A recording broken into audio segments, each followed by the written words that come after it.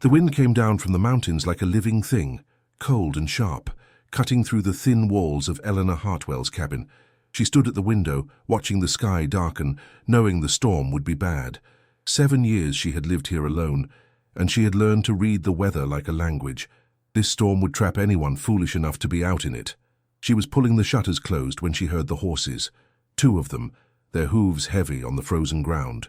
She froze, her hand on the latch, her heart suddenly loud in her chest. No one came out here anymore. Not since her husband died.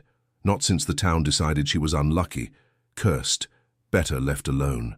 The knock on her door was firm, but not aggressive. She stood there, her breath shallow, debating whether to answer. The wind howled and she heard one of the horses whinny, restless and cold. Whoever they were, they would not survive the night out there. She opened the door. 2 men stood on her porch, their hats pulled low, their faces shadowed by the fading light.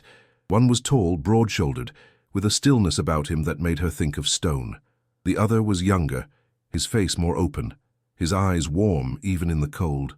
They both looked exhausted, their clothes dusty, their boots worn. The younger one spoke first. His voice was soft, almost apologetic. "Ma'am, we don't mean to trouble you. We saw your light and thought maybe you could spare us shelter for the night. The storm's coming in fast and we won't make it to town." Eleanor looked past them at the horses, at the dark line of clouds rolling in from the west. She should say no. She should send them away. But something in the tall one's eyes, something quiet and resigned, made her step back and open the door wider. "You can stay in the barn," she said. "There's hay for the horses and a place to sleep. I'll bring you something to eat." The younger one smiled, a quick flash of gratitude. "Thank you, Ma'am, we're much obliged." The tall one said nothing, just nodded once, a slow dip of his head. They turned and led their horses toward the barn, and Eleanor closed the door, her hands shaking slightly. She had not spoken to anyone in weeks. She had forgotten what it felt like to have voices in her space, to feel the weight of another person's presence. She made a pot of stew thick with potatoes and carrots, and the last of the venison she had smoked in the fall. She wrapped a loaf of bread in a cloth and carried it all out to the barn, the wind already strong enough to make her stagger. The barn door was heavy and she had to push hard to open it.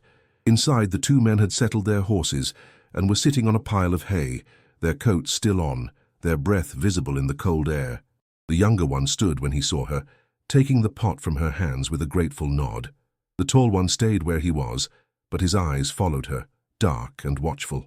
"Thank you," the younger one said again. "I'm River, and this is Cade." Eleanor nodded. "Eleanor Hartwell, this is my land." River smiled. "It's good land. Quiet. Too quiet for most people," she said, and then wondered why she had said it. She turned to leave, but River's voice stopped her. "Ma'am, if you don't mind me asking, are you out here alone?" She looked back at him. "I am." River glanced at Cade, who was staring at the ground, his jaw tight. River seemed to choose his words carefully. "That's a hard life, especially with winter coming." "I manage," she said, and this time she did leave, pulling the barn door shut behind her. "If you were this woman living alone for years, would you let 2 strangers step into your home on a night like this?" The storm hit hard, just after midnight. Eleanor lay in her bed, listening to the wind tear at the roof, feeling the cabin shake. She thought about the 2 men in the barn, wondered if they were warm enough, if the roof would hold. She told herself it was not her problem. They were strangers. They would be gone in the morning.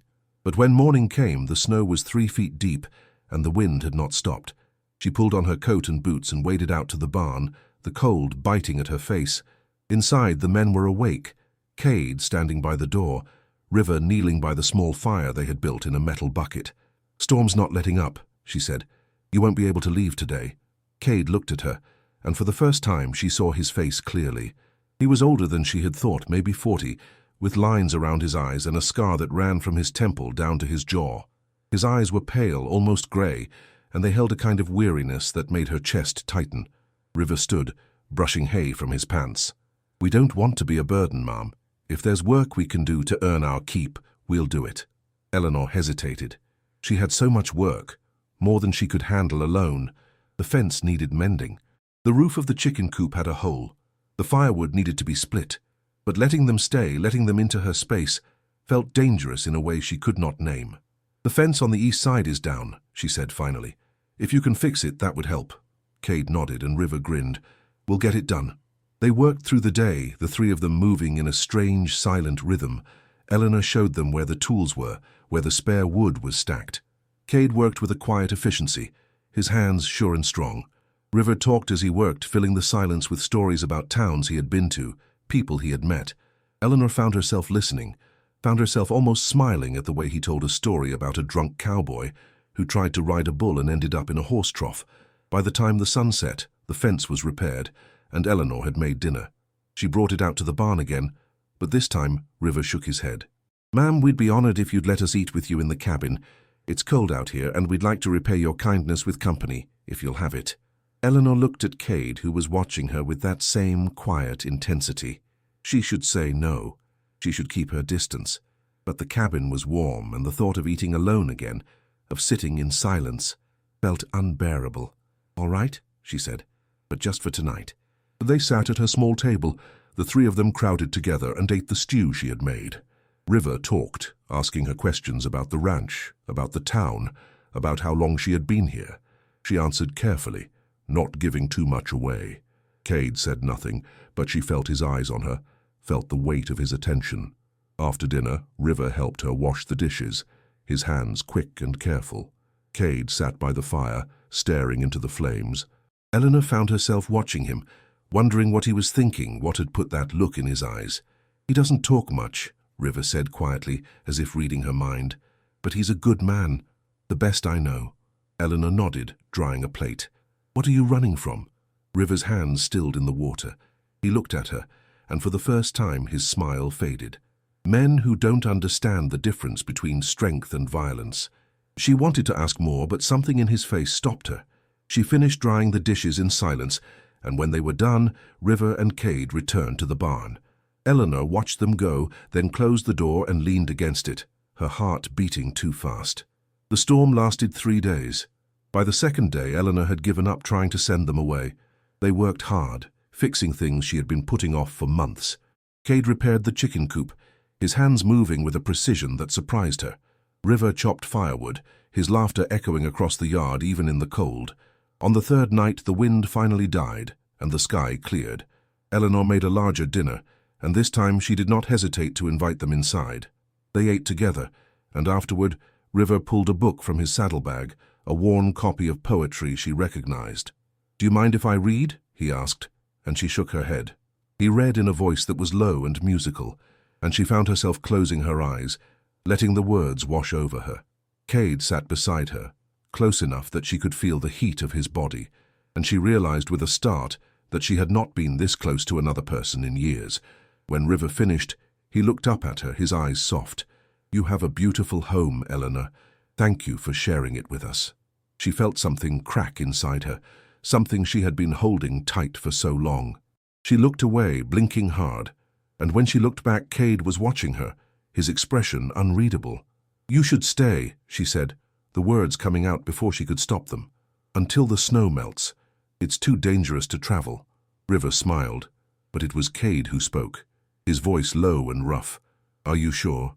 She met his eyes, and for the first time in 7 years, she felt seen, not as the cursed widow, not as the woman the town had forgotten, but as herself. "I'm sure," she said. The days that followed fell into a rhythm that felt almost natural.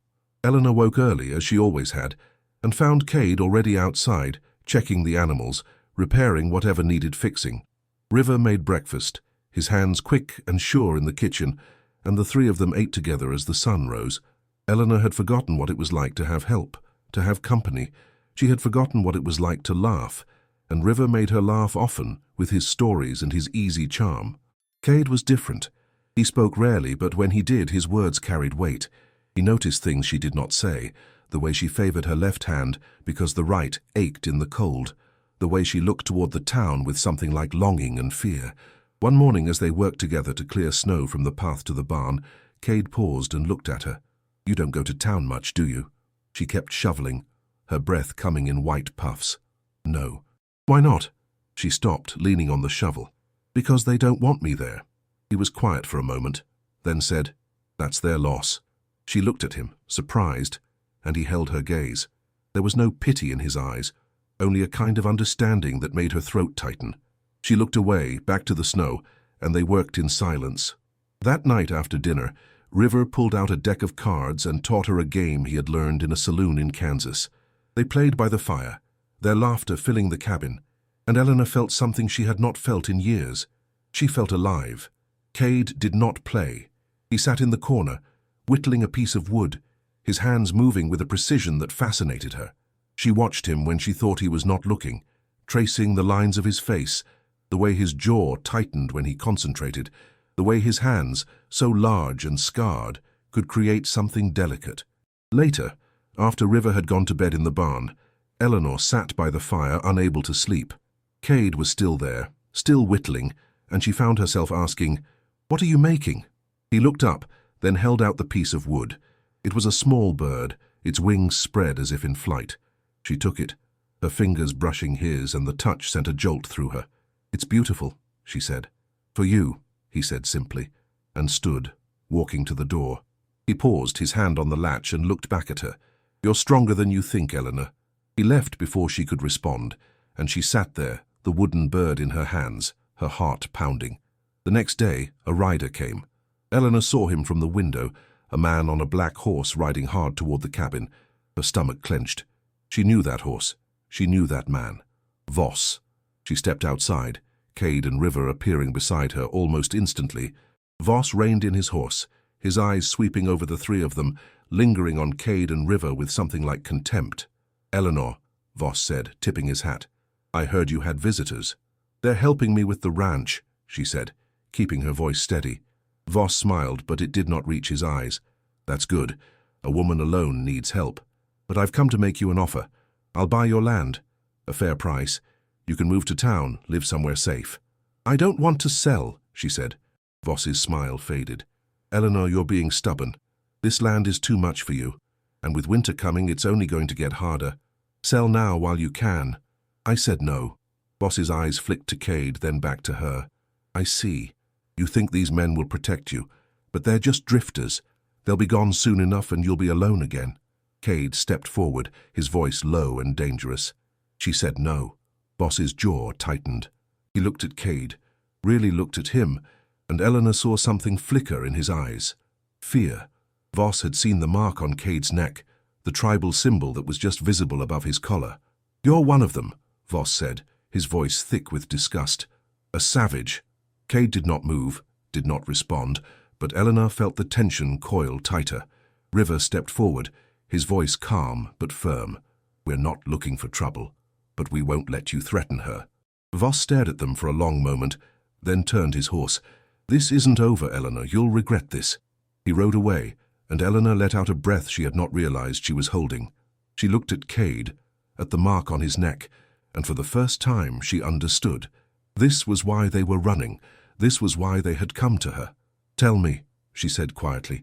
"Tell me about the mark." Cade looked at her, and she saw the walls in his eyes, the defenses he had built. But slowly they came down. He reached up, touching the mark, and when he spoke, his voice was rough with old pain. "I was left for dead by my own people. They said I was weak because I refused to fight in a war I didn't believe in. The Shoshone found me, healed me, gave me this mark. It's a symbol of protection, of honor. But to men like Voss, it's a mark of shame." Eleanor stepped closer, her hand reaching up to touch the mark. He flinched, but did not pull away. Her fingers traced the lines, and she felt the heat of his skin, the steady beat of his pulse. "It's not shame," she said. "It's courage." His eyes met hers, and in that moment, something shifted between them. She saw him, truly saw him, and he saw her. Not the cursed widow, not the weak man, just two people who had survived, who had endured, who were still standing. River cleared his throat, breaking the moment. "We should get ready. If Voss is making threats, he'll be back. And he won't come alone."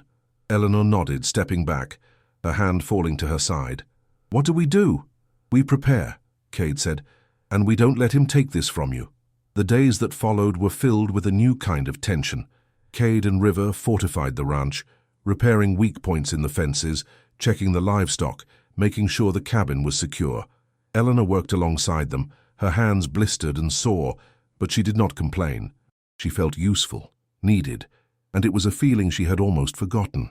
At night they gathered by the fire, and River read aloud again, his voice soothing in the darkness.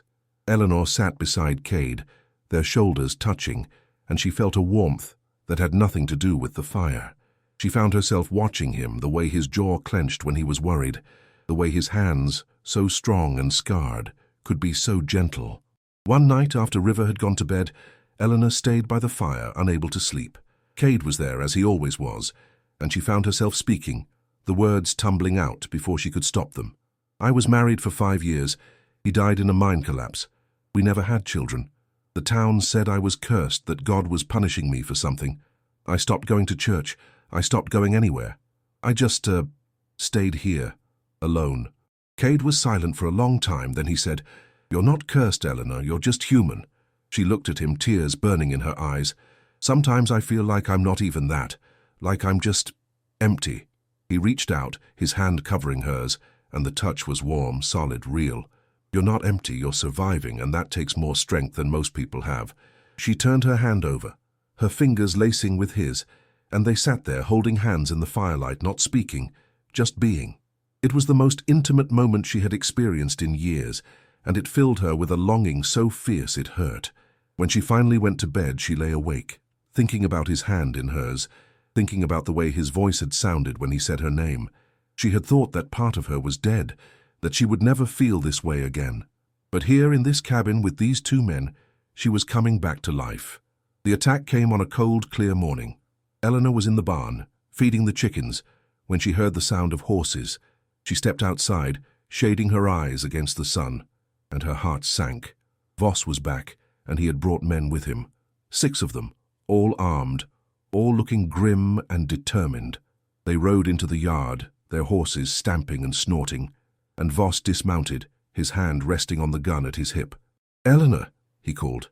"Last chance. Sell or we'll take it." Cade and River were already there, stepping between her and Voss's men. Cade's hand was on his gun, his face hard and cold. River stood beside him, his body tense, ready.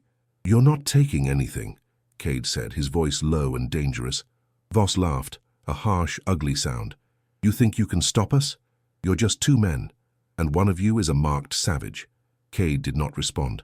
He just stood there, his hand steady on his gun, his eyes locked on Voss. Eleanor felt her heart hammering in her chest. She wanted to tell them to leave, to let Voss have the land, to save themselves. But she knew they would not listen. Voss's men spread out, forming a line, and Eleanor saw the way they looked at Cade, the way their eyes flicked to the mark on his neck. They were afraid, she realized. They were afraid of him. "You want to know why they call him weak?" River said suddenly, his voice carrying across the yard. "It's because he refused to kill, because he chose mercy over violence. But don't mistake that for weakness, because when he fights to protect, and there's no force on earth stronger than that." Voss sneered. "Pretty words. Let's see if they're worth anything." He drew his gun, and everything happened at once. Cade moved faster than Eleanor thought possible, his gun clearing leather and firing in one smooth motion. Voss's gun flew from his hand, and he stumbled back, clutching his wrist. River moved too, disarming the man closest to him with a quick, brutal efficiency. The other men hesitated, their hands on their guns, but not drawing. They looked at Cade, at the cold, hard look in his eyes, and Eleanor saw the moment they decided it was not worth it. They backed away, mounting their horses, and Voss, cradling his injured wrist, glared at her. "This isn't over," he said, his voice shaking with rage. "Yes, it is," Cade said. "If you come back here, I won't miss next time." Voss and his men rode away, and Eleanor stood there, her legs shaking, her heart pounding. Cade holstered his gun, and River let out a long breath, running a hand through his hair. "Are you all right?" River asked, turning to her. She nodded, though she was not sure it was true. She felt like she might collapse, like the weight of everything that had just happened might crush her. But then Cade was there, his hand on her shoulder, steadying her. "You're safe," he said. "We won't let anyone hurt you." She looked up at him, and the world seemed to narrow down to just the 2 of them. She saw the worry in his eyes, the fierce protectiveness, and something inside her broke open. She stepped forward, her hands reaching up to frame his face, and she kissed him. It was not a gentle kiss. It was desperate, full of all the fear and longing and need she had been holding back. He froze for a moment, then his arms came around her, pulling her close, and he kissed her back with a hunger that matched her own. When they finally pulled apart, both breathing hard, River was grinning. "Well, it's about time," he said.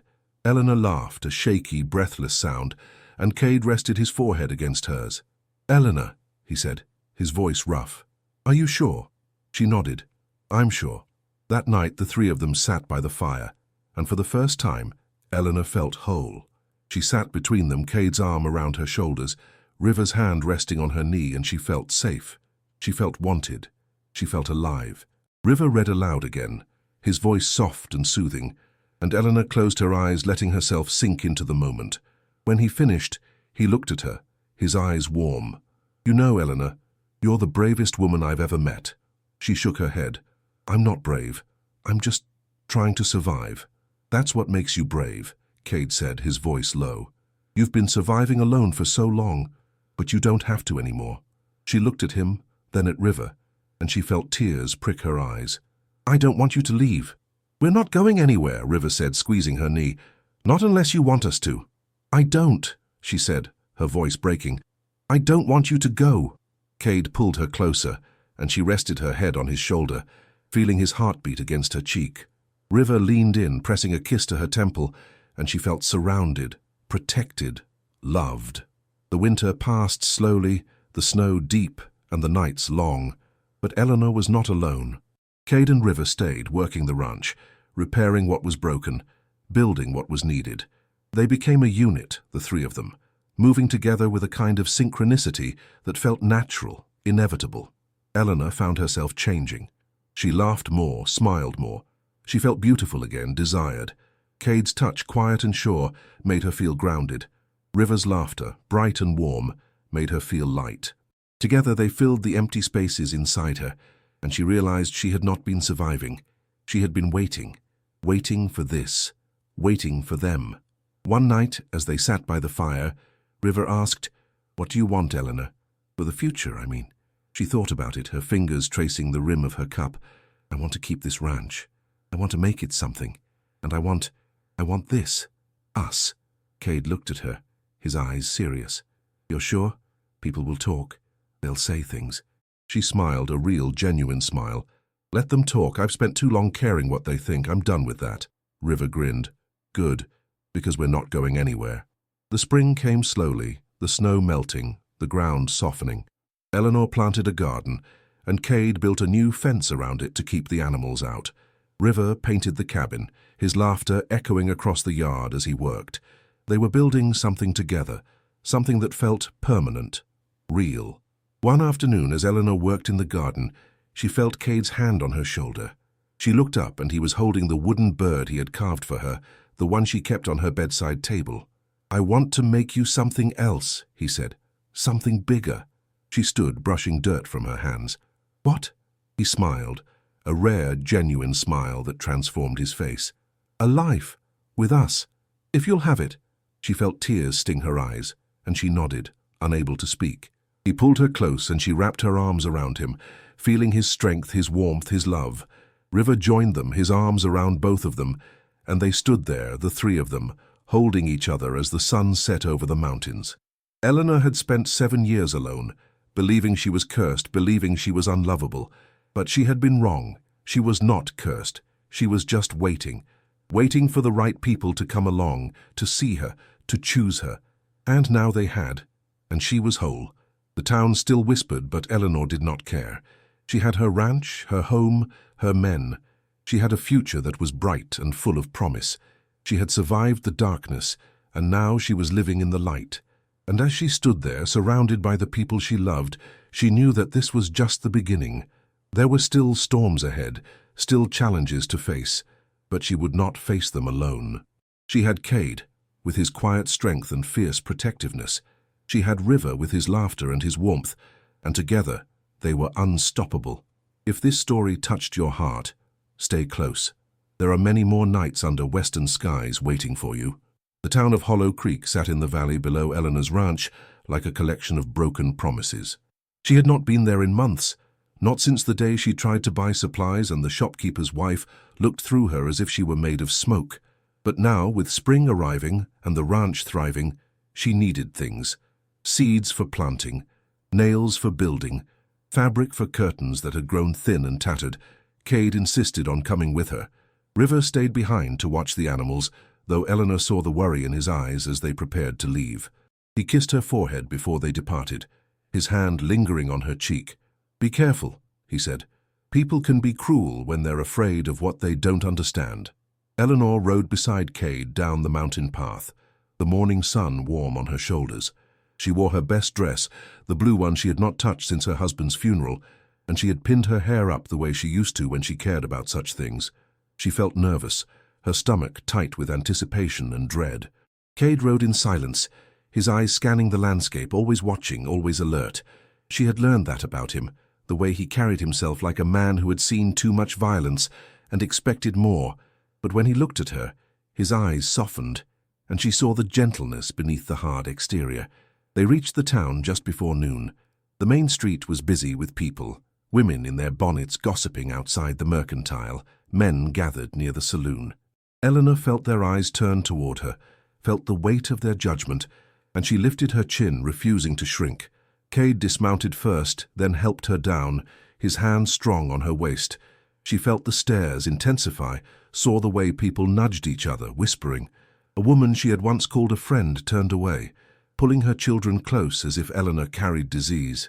"Ignore them," Cade said quietly, his hand resting on the small of her back. "They're not worth your time." She nodded and walked toward the mercantile, Cade beside her. The bell above the door chimed as they entered, and the shopkeeper, a man named Dalton with a round face and calculating eyes, looked up from his ledger. His expression shifted when he saw Cade, his gaze fixing on the mark visible above Cade's collar. "Mrs. Hartwell," Dalton said, his voice overly polite. "What can I do for you?" Eleanor handed him her list, watching as his eyes flicked between her and Cade. "I need these supplies." Dalton scanned the list, then set it down with a sigh. "I'm afraid I can't help you today." Eleanor felt her heart sink. "Why not?" "Supply issues," Dalton said, not meeting her eyes. "Everything's been delayed." It was a lie, and they both knew it. Eleanor could see the shelves stocked with everything she needed, but Dalton was looking at Cade with barely concealed disgust, and she understood. This was not about supplies. This was about who she had chosen to stand beside. Cade stepped forward, his voice low and controlled. "That's interesting because I can see seeds on that shelf, and nails in that bin, and fabric on that rack." Dalton's face reddened. "Look, I don't want any trouble, but people are talking. They're saying you're living with 2 men up on that ranch. They're saying things that aren't proper." Eleanor felt anger flare hot in her chest. "What people say is none of your business." "It is when it affects my business," Dalton shot back. "I have a reputation to maintain. I can't be seen selling to someone who's living in sin." The words hung in the air like a slap. Eleanor felt her face burn, felt the old shame trying to resurface. But then Cade's hand was on her shoulder, steady and sure, and she remembered who she was now. She was not the woman the town had discarded. She was stronger than that. "Then I'll take my business elsewhere," Eleanor said, her voice clear and steady. "And you can explain to your wife why you turned away paying customers." She turned to leave, but Cade did not move. He stood there, his eyes locked on Dalton, and the shopkeeper seemed to shrink under his gaze. "You should know something," Cade said, his voice quiet but carrying weight. "The people who marked me did so because I chose to protect the innocent instead of slaughtering them. They honored me for choosing peace. You look at this mark and see savagery. I look at you and see cowardice." He turned and followed Eleanor out of the store, and she heard the bell chime behind them like an accusation. On the street, people had stopped to watch, their faces a mix of curiosity and condemnation. Eleanor felt exposed, vulnerable, but Cade's presence beside her was an anchor. "There's another store," Cade said, "at the edge of town. A man named Chen runs it. He might be more willing to help." They walked through the town, past the stares and whispers, and Eleanor held her head high. She would not give them the satisfaction of seeing her break. They reached the small store at the far end of the street, a modest building with Chinese characters painted on the sign alongside English letters. Inside, the store was cluttered but clean, filled with goods from all over the territory. An older man with grey hair and kind eyes looked up from behind the counter, and when he saw Cade, he smiled. "My friend," the man said, coming around the counter. It has been too long. Cade smiled, a genuine expression that transformed his face. Chen, it's good to see you. Chen looked at Eleanor, his eyes warm. And who is this lovely lady? This is Eleanor Hartwell, Cade said. She's the reason River and I are still alive. Chen bowed slightly, a gesture of respect. Then she is a friend of mine as well. Please tell me what you need. Eleanor handed him the list and Chen nodded, moving through the store with practiced efficiency. He gathered everything she needed, chatting easily with Cade about the winter, about the ranch, about mutual acquaintances. Eleanor watched them, feeling a warmth spread through her chest. This was what community should feel like. Acceptance, kindness. When Chen tallied the bill, Eleanor reached for her coin purse, but Chen waved her off. Consider it a gift for taking care of my friends. I can't accept that, Eleanor said. You've been too generous. Chen smiled. Then pay me by coming back, and by ignoring the small minds in this town. They fear what they do not understand, but you, I think, are braver than that.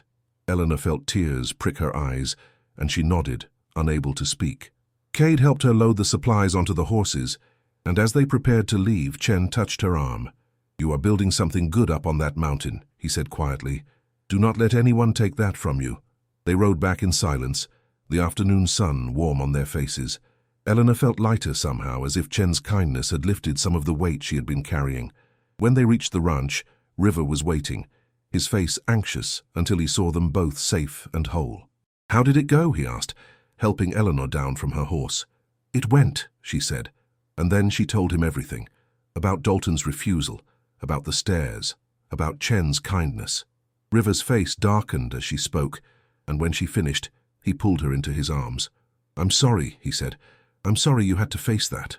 I'm not, Eleanor said, surprising herself, because now I know who my real friends are, and I know that what we have here is worth more than their approval. That night they ate dinner together, the three of them, and Eleanor felt a contentment she had never known before. After dinner, River pulled out his guitar, an instrument she had not known he owned, and began to play. The music filled the cabin, sweet and melancholy, and Eleanor closed her eyes, letting it wash over her. Cade sat beside her, his arm around her shoulders, and she leaned into him, feeling safe.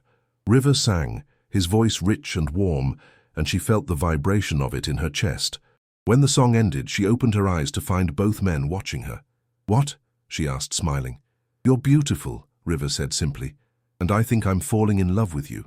Eleanor's breath caught. She looked at Cade, and he nodded slowly. I think I already have, he said. She felt tears spill down her cheeks, but they were good tears, tears of joy and relief and overwhelming emotion. She had spent so long believing she was unlovable, that no one would ever want her again. And now she had two men telling her they loved her, and it felt like coming home. I love you both, she said, her voice shaking. I didn't think I could.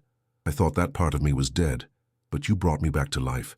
River set his guitar aside and knelt beside her, taking her hands in his. Then let us keep doing that every day, for as long as you'll have us. Cade kissed her temple, his lips warm against her skin.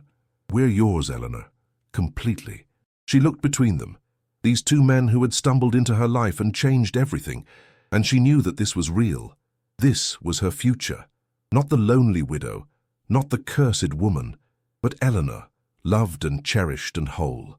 The days that followed were filled with a new kind of intimacy. They worked together during the day, building, planting, creating. At night, they came together by the fire, talking, laughing, sharing stories of their pasts. Eleanor learned about Cade's childhood, about the father who called him weak, about the war he refused to fight. She learned about River's family, about the mother who died young, about the years he spent wandering, searching for a place to belong, and she shared her own story, about the husband who was kind but distant, about the years of trying for a child that never came, about the loneliness that had slowly consumed her until she forgot what it felt like to be happy. You're happy now? River asked one night, his head in her lap as she ran her fingers through his hair. Yes, she said without hesitation. Happier than I've ever been. Cade sat across from them, whittling again, but she saw the small smile that curved his lips. He had become more open, more expressive, and she loved watching the transformation. He was still quiet, still watchful, but with them, he let his guard down. He let himself be vulnerable. One warm evening, as they sat outside watching the sunset, River stood and held out his hand. "Dance with me," Eleanor laughed. "There's no music." "We don't need music," River said, pulling her to her feet. "We have each other." He hummed a tune, slow and sweet, and pulled her close. They swayed together, her head on his chest, his arms around her. She felt Cade watching them, and when she looked over, she saw the love in his eyes, the acceptance. There was no jealousy here, no competition, just love, pure and simple. When the song ended, River spun her toward Cade, who caught her with a laugh. He was not a dancer, she could tell, but he held her gently, swaying with her in the fading light. His hand rested on her back, his other hand clasping hers, and she felt the roughness of his calluses, the strength in his grip. "Thank you," she whispered. "For what?" he asked. "For seeing me, for choosing me." He stopped moving and looked down at her, his eyes intense. "You're easy to choose, Eleanor. You're the strongest, bravest, most beautiful woman I've ever known." She reached up and kissed him, soft and slow, and felt him melt into her. When they pulled apart, River was grinning, clapping slowly. "About time you two showed some passion," he teased. They laughed, and the moment broke, but the feeling remained. Love, joy, belonging. The summer arrived with warmth and abundance. The garden Eleanor had planted flourished, and the ranch began to prosper. They sold eggs and vegetables in town, though they always went to Chen's store, avoiding the main street and the people who had rejected her. Chen became a friend, visiting the ranch occasionally, bringing news from town and gifts of tea and spices. One day he arrived with troubling news. Voss had been talking, spreading rumors about Eleanor and the two men she lived with. He was trying to turn the town against her, to make her an outcast so complete that she would have no choice but to leave. "He wants your land," Chen said, "and he will not stop until he has it." Eleanor felt a chill despite the summer heat. "What can we do?" "Prove him wrong," Chen said. "Show the town that what you have here is good and honorable, or—" He paused, looking uncomfortable. "Or you could leave. Start somewhere new, where no one knows you." Eleanor looked at Cade and River, saw the determination in their faces. "This is my home," she said firmly. "I'm not leaving." "Then we fight," Cade said. "Not with guns, with truth." River nodded. "We show them what real strength looks like, what real family looks like." They started small. River began helping Chen with deliveries, his friendly nature winning over some of the more open-minded townspeople. Cade, despite his intimidating presence, proved invaluable when a barn fire broke out at a nearby ranch. He organized the men, directed the effort, and saved the family's livelihood. People began to see him differently, to see past the mark and the rumors to the man beneath. Eleanor continued to visit Chen's store, and gradually some of the women began to speak to her again. Tentative at first, then with growing warmth. They saw that she was happy, that she was thriving, and some of them, the ones tired of their own loveless marriages and empty lives, looked at her with something like envy. But Voss did not give up. He continued to spread his poison, and one day he took it too far. He stood in the middle of the town square and declared that Eleanor Hartwell was a whore, that the men living with her were savages and degenerates, that she was a stain on the town's moral fabric. Eleanor was not there to hear it, but Chen was, and so were a dozen other people who had come to know Eleanor, Cade, and River over the summer. They did not stay silent. A woman named Martha, whose husband had died the previous winter, spoke up. "Eleanor Hartwell is a good woman. She's helped me when no one else would. Don't you dare call her names." A rancher named Tom, whose barn Cade had helped save, stepped forward. "That man you call a savage saved my family from ruin. He's got more honor than most men I know." Others joined in, and Voss found himself facing a crowd that would not be swayed. He left, red-faced and angry, and Eleanor heard about it later from Chen, who visited that evening with the news. "You have allies," Chen said, smiling. "More than you know." Eleanor felt hope bloom in her chest. Maybe, just maybe, they could build a life here, a real life, accepted and respected. But Voss was not done. One night, as Eleanor, Cade, and River slept, they woke to the sound of breaking glass. Eleanor sat up, her heart pounding, and saw flames licking at the curtains. Someone had thrown a lit torch through the window.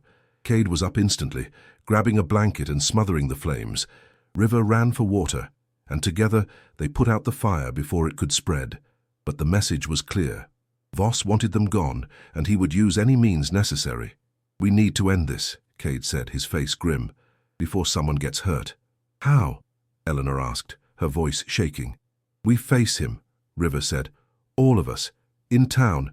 In front of everyone." Eleanor felt fear grip her, but she nodded. She was done hiding, done letting Voss dictate her life. The next morning they rode into town together. They did not go to Chen's store. They went straight to the main square where they knew Voss would be. And he was standing outside the saloon with his men, laughing and drinking. When he saw them, his laughter died. He straightened, his hand moving to his gun, but Cade shook his head. "We're not here to fight," Cade said, his voice carrying across the square. "We're here to talk." A crowd began to gather, drawn by the tension. Eleanor saw Martha, saw Tom, saw Chen. She saw the shopkeeper Dalton, saw the women who had shunned her, and she took a deep breath. "My name is Eleanor Hartwell," she said, her voice strong, "and I'm here to tell you the truth. I live with 2 men. I care for them, and they care for me. We're building a life together, a good life, on my ranch. We're not hurting anyone. We're not breaking any laws. We're just trying to be happy." Voss sneered.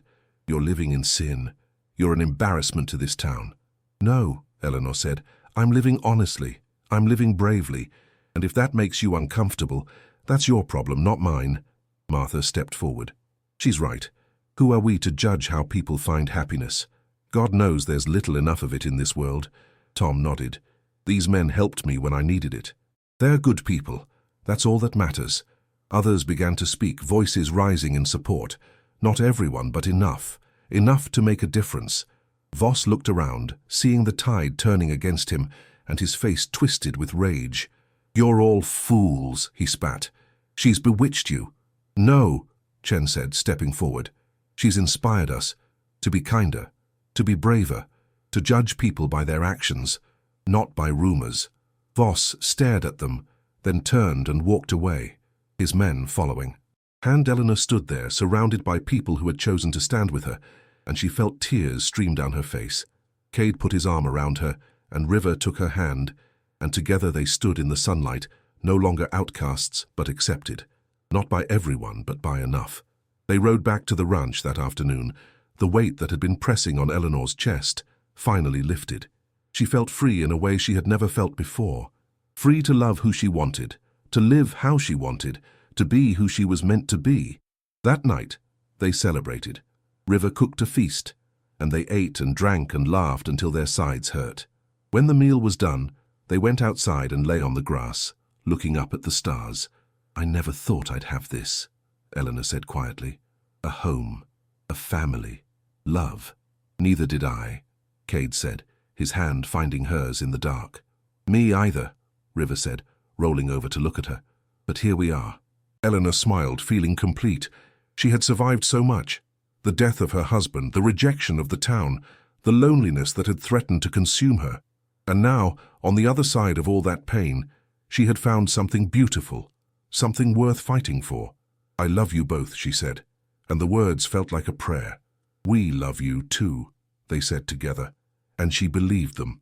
The seasons turned, and life on the ranch settled into a comfortable rhythm.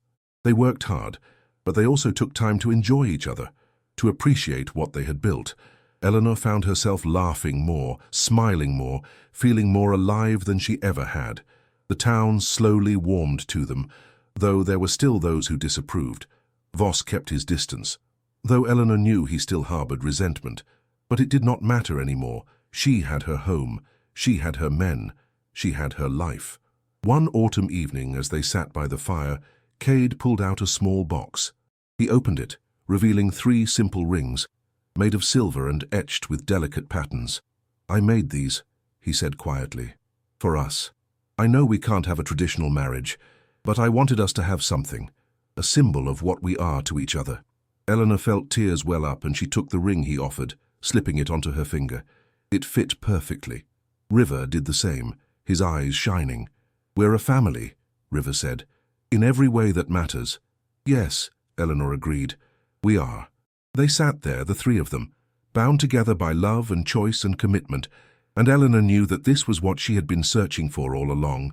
Not a traditional life, not the approval of others, but this: love, acceptance, belonging. The years passed and they grew older together. The ranch prospered, and they became known throughout the territory as good, honest people. Children from town would sometimes visit, drawn by River's stories and Cade's quiet strength. Eleanor taught them about the land, about hard work, about kindness, and at night when the work was done and the fire was lit, they would come together, the three of them, and remember how it all began, with a storm and two strangers, and a woman brave enough to open her door. Eleanor had been marked by loss, by loneliness, by rejection, but those marks did not define her. They were part of her story, but they were not the end. The end was this: love found, life reclaimed, joy rediscovered. She stood on her porch one evening, watching the sun set over the mountains, and felt Cade's arms wrap around her from behind. River leaned against the railing beside her, his hand resting on hers. "Do you ever regret it?" River asked. "Choosing us? Facing the town?" Eleanor shook her head. "Never. Not for a single moment." "Good," Cade said, his breath warm against her ear. "Because we don't either." They stood there, watching the sky turn from gold to pink to purple, and Eleanor felt at peace. She had found her place in the world, not alone but together, not broken but whole, and that was everything.